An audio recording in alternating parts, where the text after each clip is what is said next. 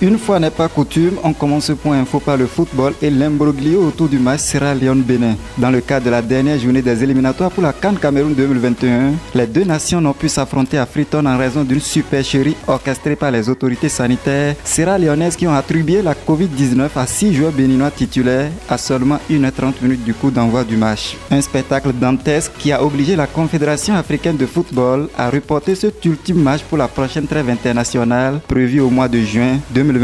Mais cette décision n'est visiblement pas du goût de la Sierra Leone, encore moins du Bénin. Les deux nations saisissent le tribunal arbitral du sport dont les décisions sont insusceptibles de recours afin de gagner la partie sur tapis vert. Loin de ce spectacle qui vient ternir l'image du football africain, la campagne électorale pour le premier tour du scrutin présidentiel du 11 avril prochain suit son cours. Même si la bataille des logos n'a véritablement pas encore eu lieu, les trois duos en lice continuent leur opération de charme avec des promesses mielleuses et prometteuses. Nous allons encourager dans la modernisation de l'administration par le recrutement de 15 000 agents.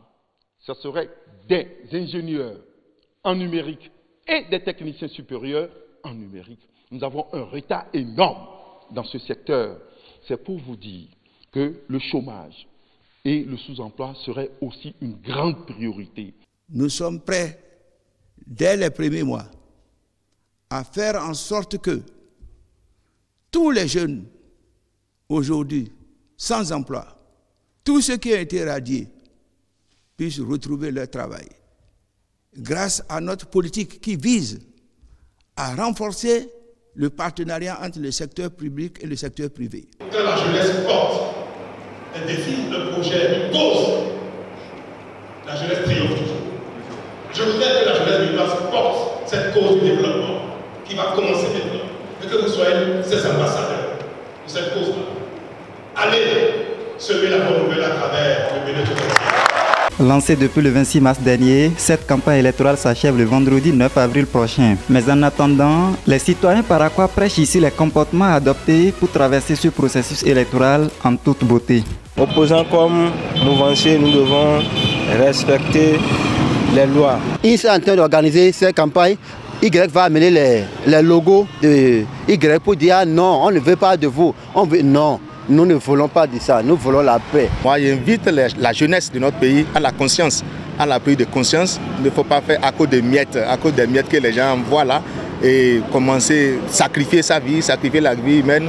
Ce ne serait pas bon. En pêle-mêle, le ministre Benjamin Humpati a procédé au lancement de la campagne nationale de vaccination contre la Covid-19 le lundi dernier au palais des congrès de Cotonou. Le ministre de la Santé et sa collègue des Affaires sociales, Véronique Toinfodé, se sont fait administrer leur dose de vaccin contre la maladie à coronavirus pour donner le top au niveau national et surtout pour dissiper toute suspicion liée au vaccin. À Porto Novo, les travaux de construction du nouveau siège de l'Assemblée nationale ont été officiellement lancés ce jeudi 1er avril 2021. Ces travaux sur un site de 7 hectares vont coûter environ 27 milliards de francs CFA et vont durer 30 mois. Drame pour terminer, un homme a charcuté sa femme qui en succombera dans la commune de Bopa. Mais la victime sera vengée par la population qui brûle vif ce repris de justice. Le feu couple laisse derrière lui 7 enfants. Et c'est sur cette triste information que se referme ce condensé hebdomadaire de l'actualité nationale. Merci de l'avoir suivi et joyeuse Pâques à tous.